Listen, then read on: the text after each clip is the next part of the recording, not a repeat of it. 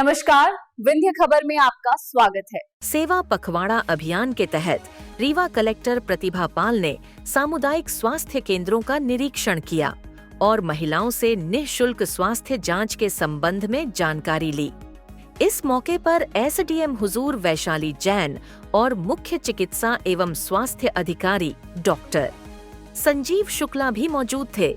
निरीक्षण के दौरान कलेक्टर ने गर्भवती महिलाओं की नियमित चेकअप, हीमोग्लोबिन जांच, ब्लड प्रेशर, दवाइयों की उपलब्धता और डॉक्टरों की उपस्थिति की जानकारी ली।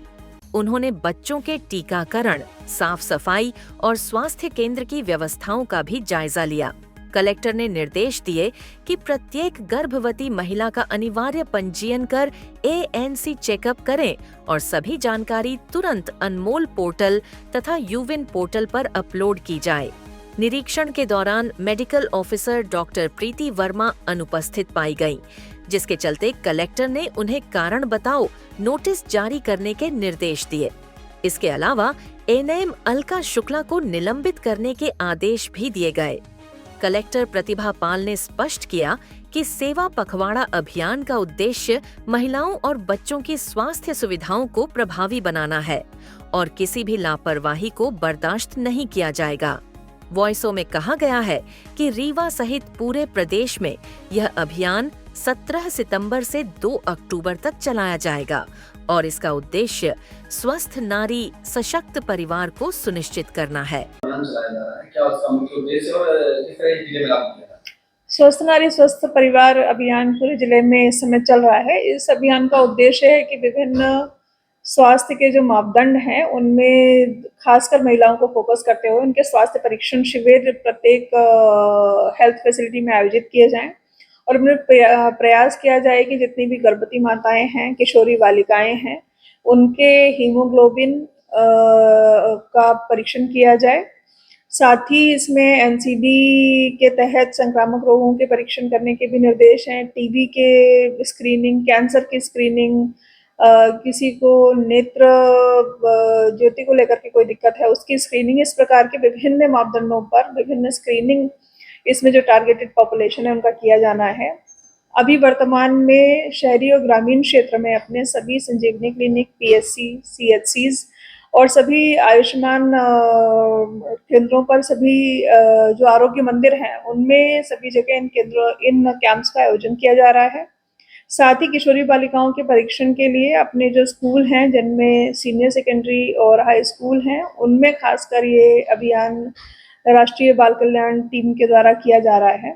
तो कुल मिलाकर के इस अभियान में जो 17 सितंबर से शुरू हुआ है 2 अक्टूबर तक 100% गर्भवती माताओं का चिन्हांकन, उनका हीमोग्लोबिन का परीक्षण, उनके स्वास्थ्य के विभिन्न मापदंडों का परीक्षण इस प्रकार से किया जाना है।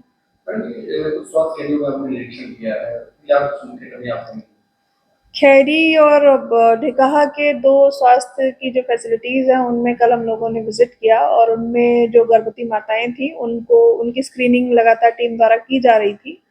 उसमें अभियान की अवधि के दौरान उन्होंने क्या कार्य किए वो भी उन्होंने बताया। ढिकाहा में जो संबंधित वार्ड पार्षद हैं उनकी टीम के द्वारा भी वहाँ बहुत उल्लेखनीय कार्य किया गया, उनका भी हम लोगों ने विजिट किया।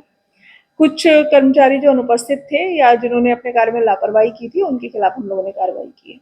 एक